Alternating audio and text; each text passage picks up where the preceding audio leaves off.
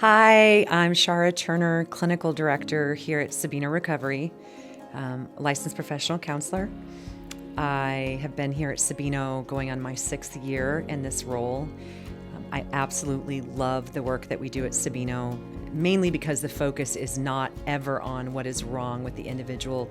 It's always about what happened to that person. Equine EMDR. So EMDR, eye movement desensitization reprocessing, is a very well-known trauma modality.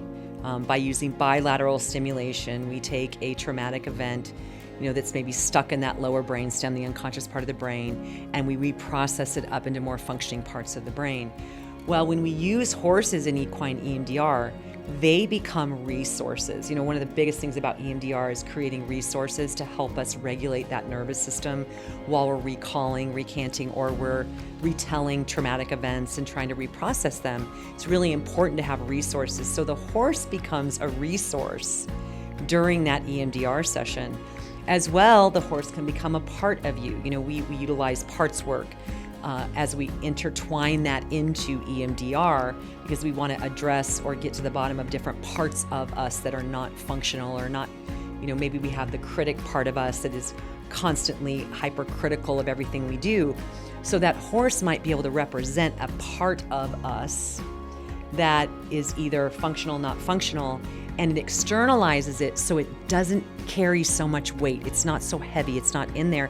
And when you externalize something, you actually have the capacity to deal with it on such a much easier level than when it's stuck inside of you and it feels so daunting and big.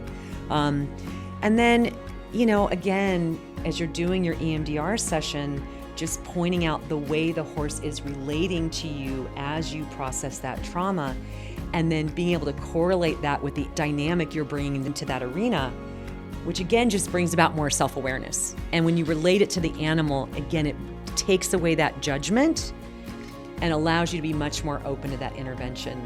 Unless somebody has a severe allergic reaction to horses, like they can't be around them at all, or even taking Benadryl or anything doesn't help.